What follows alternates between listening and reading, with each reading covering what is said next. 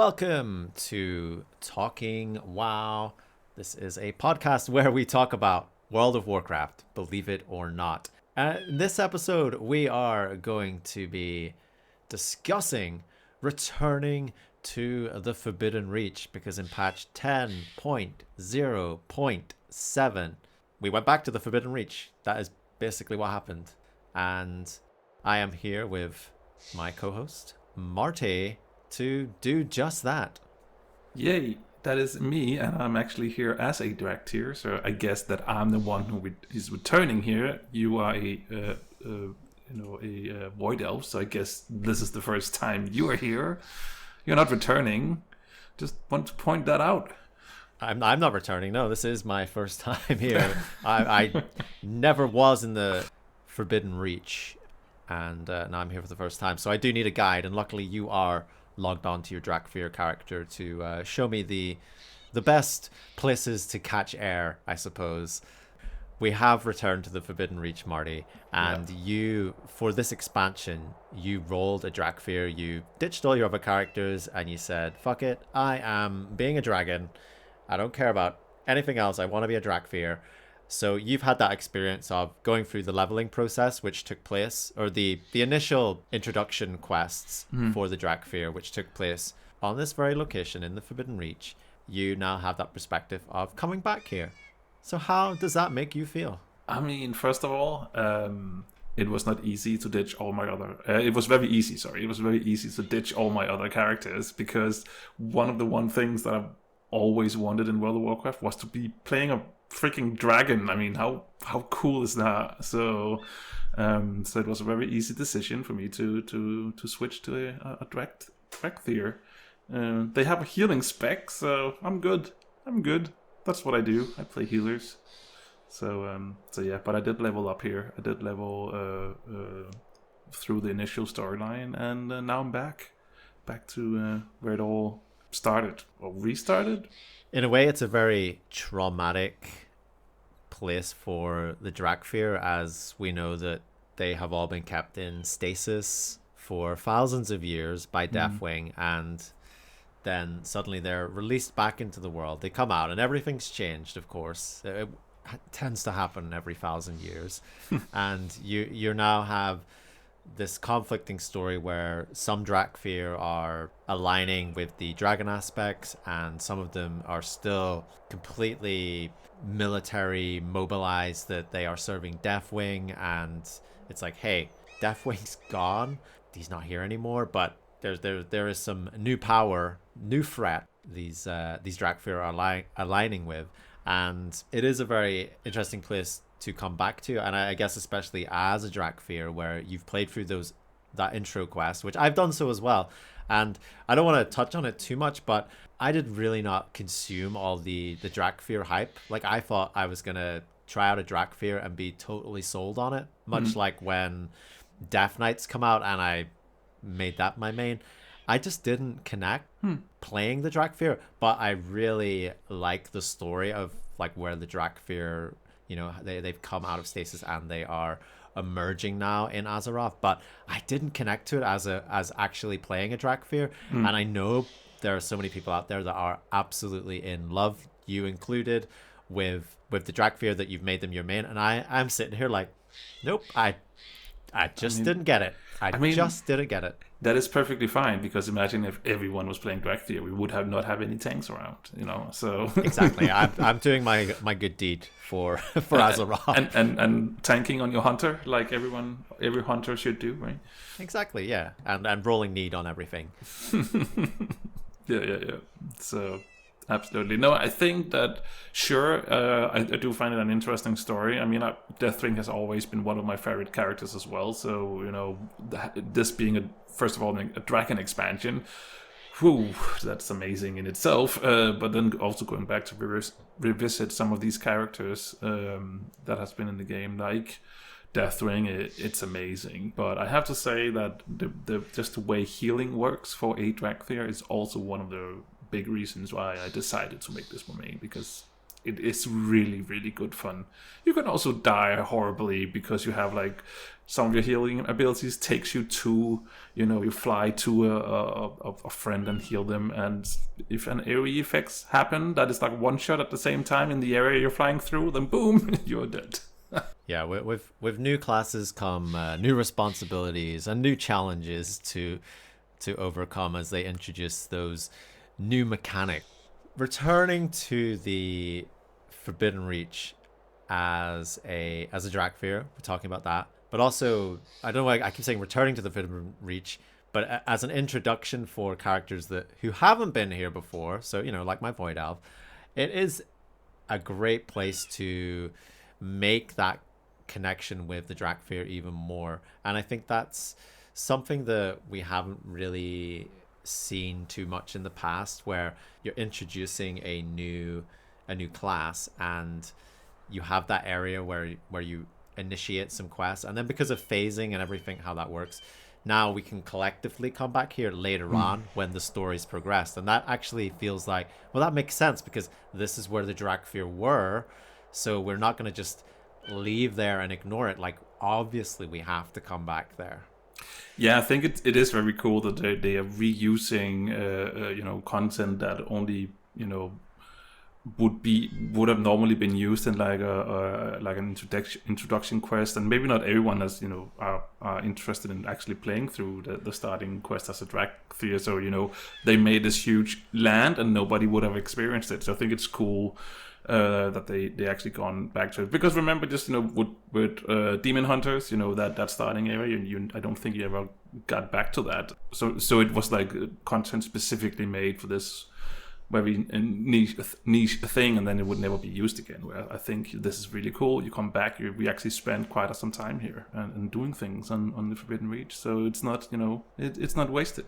It's not, and with that we are introduced to a storyline, and we've also got a few other things floating around the Forbidden Reach as well, which is keeping us entertained until the next patch. This is sort of a middling patch, I suppose they call it.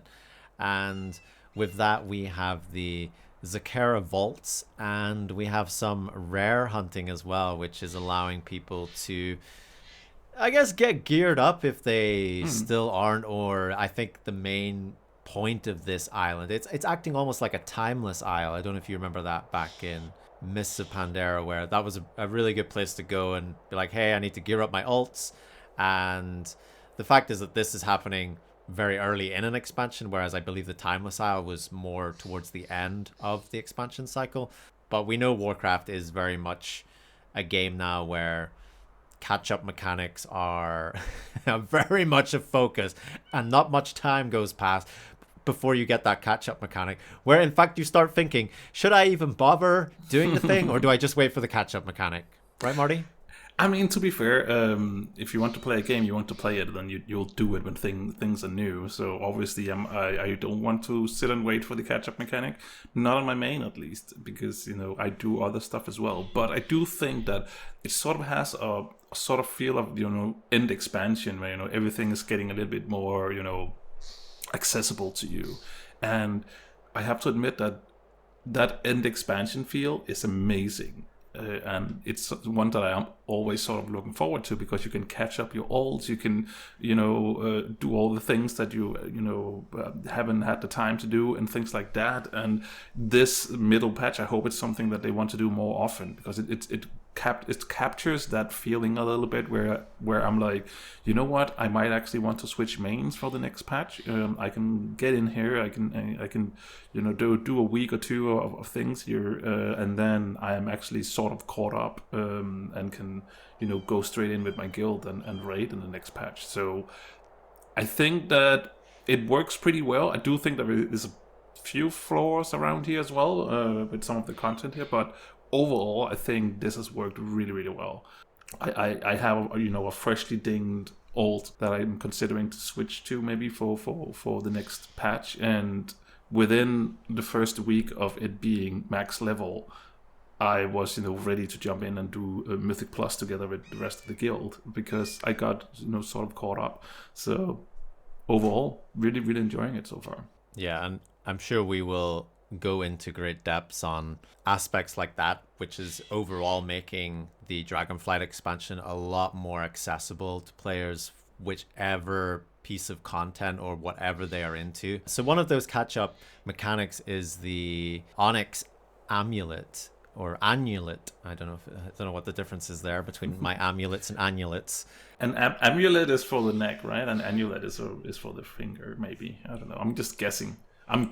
So You are a resident dungeon master for many D&D campaigns. I am going to say that you are correct. yeah, an amulet is a ring, and an amulet is a necklace. So. I've been doing it wrong. I've been wearing my annulet around my neck. There you go. Maybe that's why you have those, air problems that you have.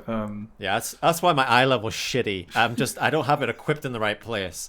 But this was one of the catch-up mechanics introduced in this patch 10.0.7. Love that name. Two things for me. I liked it and I didn't like it. One, I liked it because it seemed to come out and nobody seemed to have a fucking clue how it worked, which sometimes that's nice because we live in a world where everything's data mined and everyone's worked everything out by the time it's released. That actually this came out and people were like, oh, well, there's all these stone gems and I've got this amulet, and actually, how do I get these gems, and how do I find out which are the best gems, and actually how do I insert these gems, and apparently I can upgrade this thing, and no one actually really knew how to do that. I mean, obviously somebody knew, but it seemed to be like it wasn't really explained in the game, I think is the point that I'm getting to. That you receive this item through doing some quests, and you get these stone gems, partly through doing the Zskera Vaults, and also you gain a means to disenchant gems as well, to gain currency, to buy different types of gems. Slightly very Diablo-ish in a way there. Overall, it was worked out very, very quickly that, oh, these are the best gems for your class and your spec. Go get them, and you get the currency very quickly to find all the gems. And hey, guess what else we're going to do? We're going to make it that jewel crafters can upgrade this ring for you, or upgrade the gems in the ring for you. And let's give jewel crafters more fucking money, because those poor bastards, they have not had a break. The new expansion come and jewel crafters are not making a penny, right? So let's throw jewel crafters a bone. Let's get jewel crafters some gold. You know about the jewel crafting neck, right? That everybody wants, and it's best in slot for everyone that, they are have made bank on. Marty missed my sarcasm there. But yeah, jewel crafters, Dragonflight is not about Drakfear. It's about jewel crafters getting richer and making us all poorer. Yeah, this came in, Marty, and I know you had a bit of frustration with it.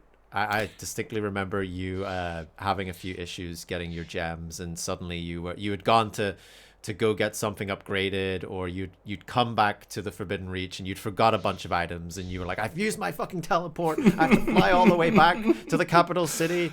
I did. I think it was just, it was all new in the beginning, and I'm trying to stay away from, being spoiled, and this was definitely, a case of that, where I went into this just no information whatsoever, and I don't know, maybe I missed the quest that actually explained all this, or maybe it just wasn't as, I don't know, I just didn't fully understand, what. First of all, why would I return and do these vaults and stuff like that? I couldn't really figure it out once I actually had, the ring. And then I realized that, it has different gemstones that you need to put in. And I think one of the things that I really dislike about this type, there's probably people who really love figuring this stuff out. It's not something I enjoy, though, because it's so difficult to see what is good and what is not good among all these gemstones. What should I aim for? What should I not aim for? Because it's difficult to see through, to understand. When you see something that has stats, 150 more intellect. That's a clear upgrade. That's easy to figure out. But something where it's like, sometimes you do a little bit of extra damage here if you use this gemstone, and other times, and when you use this one, you do a little bit more of, some other type of damage. That's difficult to figure out. And just me personally, it's not something I like. I like to be able to see clearly what I should go for it, or at least have an idea of if it's, Well, here's the thing, Marty, and let me blow your mind.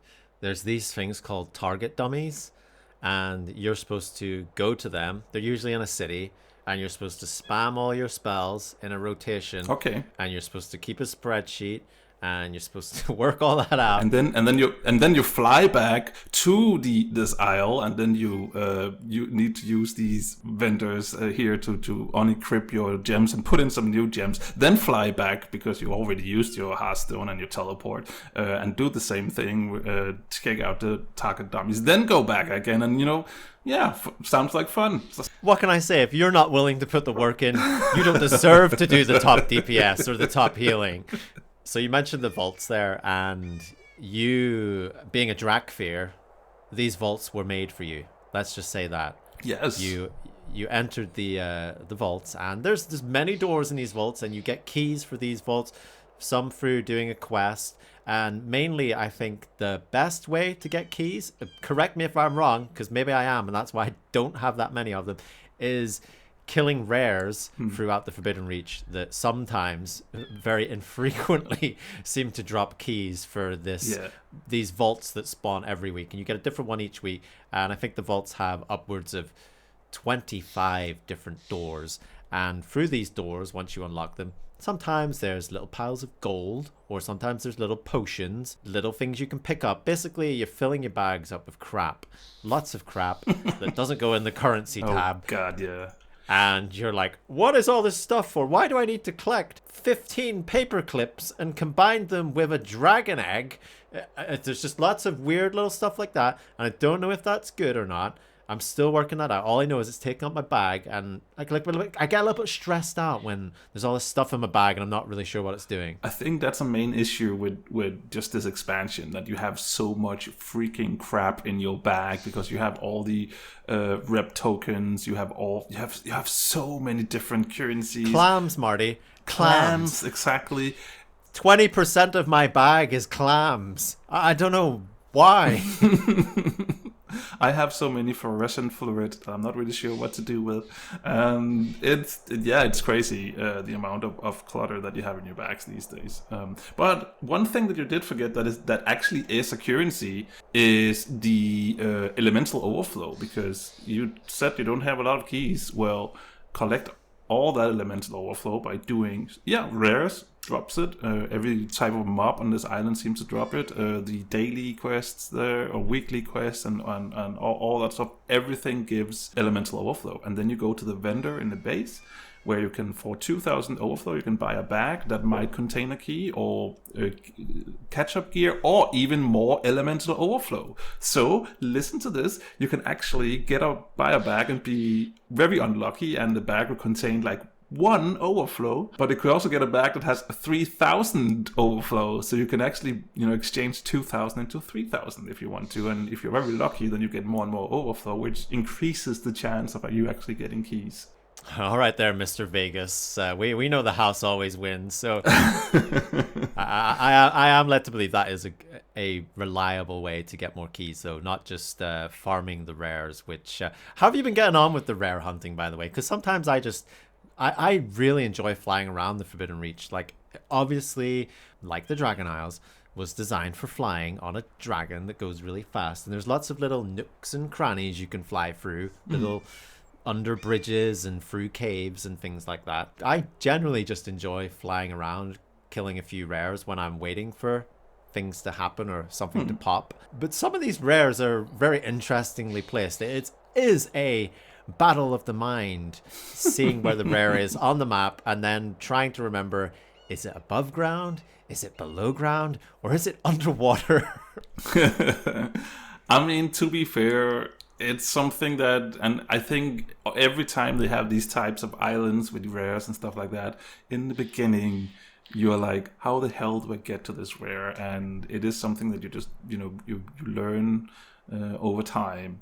But yeah, it definitely is interesting. Nowadays, I do have an add-on that actually shows me when a rare shows up that then there is a line to this is where the entrance is.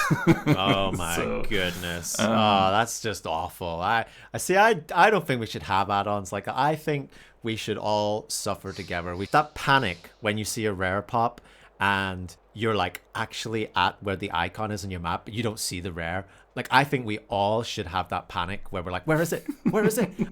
I think the worst bit is when you're on your dragon and you maybe you're also flying around and you've been mining or something like that. So the thing is, what happens to me a lot is when I'm mining, then I'm flying up. So I'm using energy to fly up, and then there's a new mining node. I land, I mine it, I fly again. And so what can happen quite quickly is that you are out of, you cannot vigor. Yeah, vigor. You're out of vigor, so you cannot do any of the abilities. And then a rare pops, and I'm like, oh my god, I'm grounded currently, and there's a rare popping on the other end of the map, and I need to get over there as quickly as possible. And how many times have you got to a rare and you're just about to get a hit on it and it dies? How many times? We need a name for that, because I feel like it happens so much. Is this where you say it's never happened to you? I mean, it has happened. I was just trying to come up with a name, but I can't, not on the spot like that. But yeah, no, definitely happened more times that I care to admit. I'm calling it rare rage-itis. It just because I've seen other people affected by this. See, I do a nice thing, right? I get to the mob and I attack it a few times, then I just auto-attack it because I'm like, you know what? I don't want to try hard on this. I'm gonna let people get here and kill it, and it'll just die. It doesn't need me to be doing max DPS like I would do on a target dummy when I'm trying to work out my best spec or what gems to pick for my Onyx Amulet. I have to say one thing though, and that is when you're done, when you've killed the rare and everybody leaves on their dragons at the same time, it looks amazing when all the dragons are just, taking off at the same time in one big group and stuff like that. Yeah, that does look kind of amazing. That is really nice. But what I was going to say was that I've had situations where I'm just doing that. I'm just auto attacking. I'm not try harding on this, and the mob dies, and then you do see those couple of people wishing it at the end, and some people just gone like, you fuckers, like it was our fault. We're just killing rares, you've got to make peace that you might not get a touch on the rare and you might not get that loot. But luckily the rares are popping around all the time. I don't know, I usually position myself in the middle of the aisle and sometimes I just wait there, and it's a good place to get around. But they're popping very regularly. But sometimes you go through that period where suddenly nothing's available. I've been enjoying just doing a little bit of rare hunting, and I've basically got all the gear that I need to, and now I'm sending it off to alts to maybe just transfer into an actual item and then just sell it for gold. But it seems to work very well, and I know for someone like yourself who has a lot of alts that this is a really nice way to get geared up for the first major patch that's coming out. It's long past the days now where we aren't in a situation of gearing up for an expansion and there is no catch-up mechanic. I think we live in a world where people just don't have those patience anymore, and if you want that, maybe you have to go back and play some classical Warcraft. As someone that doesn't play many alts, it doesn't really bother me that people are able to do that, and you want people to be able to get into the content now as quickly as possible. That's just how the game is. One thing that I quickly just want to talk about as well before, because we are slowly running out of time here. But one thing that I did find very annoying about this patch, and it's something that Blizzard has done before, is that you have an event, in this case the vault, that you needed to go into, and you need to get the currency somewhere to go do something. In this case, I don't find the vault that super fun or interesting to do anyway. So it's really annoying to have to go outside and farm some kind of currency to actually be able to open these doors. I don't know what the better system would be, so I sadly don't have the solution to this. But I do know that in the end of BFA, they did the exact same thing, where they had an actually fun system where you go into these alternative like timeline sort of thing. And it's basically like a timed small instance that you solo. I think you could probably do it with a group as well, but I usually went in and did it solo. And you can add modifiers to it, so it got more difficulty was raised and stuff like that. And it was so much fun to do, but you had to go do, grind that currency to get into it, which just, made it so much unfun to do. And I feel like it's something Blizzard needs to figure out how to get that right, get it balanced. Wasn't there something similar as well? I believe in Mists of Pandaria, was it on the Isle of Thunder?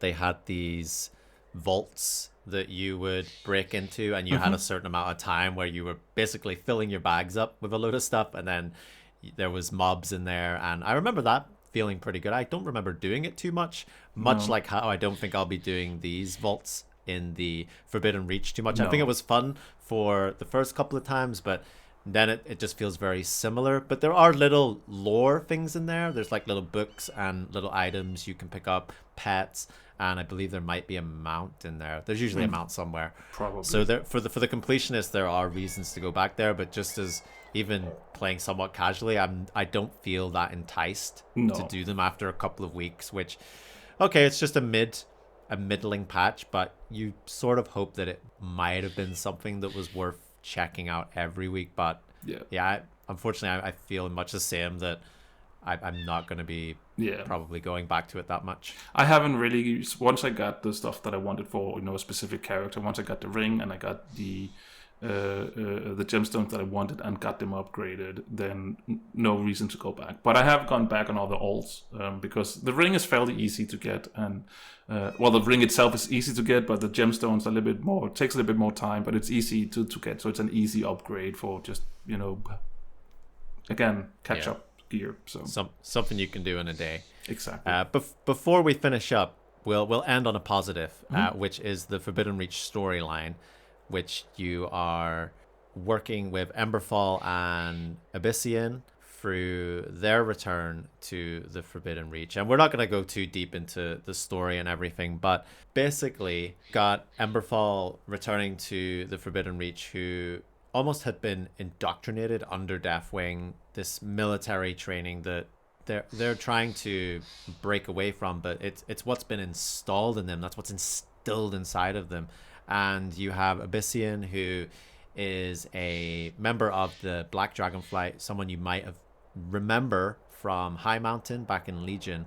And that was something very exciting at the time, where we realized, there's a Drac Dragonflight Tauren, and what are they doing out here in High Mountain? Anyway, that story is coming together now really nicely, and there is a great storyline in the Forbidden Reach that if you haven't done it, I think absolutely have to get over there and get caught up with that, because the story of Dragonflight so far, it's been quite tame. We had the fall of Razagath, one of the primal drakes.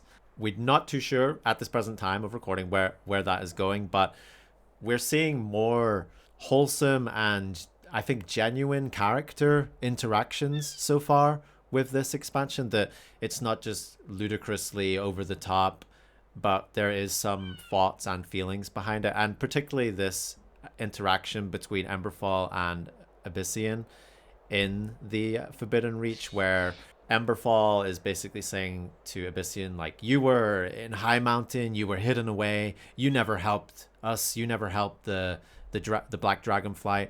And Ebyssian is like, you know what, you're right, like I didn't do enough, and like I have regrets about that. And Ebyssian is sort of encouraging Emberthal to like not act on her or not act on their instincts of just being a vengeful killing machine, because they're going to end up killing Drakfir, who are their own kind, but they are misguided and misled. Basically, there's a real wholesome cinematic where they are talking about what they're going to do next, and they're going to work together and figure it out. And honestly, just watching the cinematic between those two characters on the conclusion of this story for Forbidden Reach, I had feels, Marty. I had like actual, like I believe this. Like this isn't just some one character going, haha, I'm just going to be really bad, and another character going, no, wait. They're actually building up some character development there, and it's making me care. And I know that's things that haven't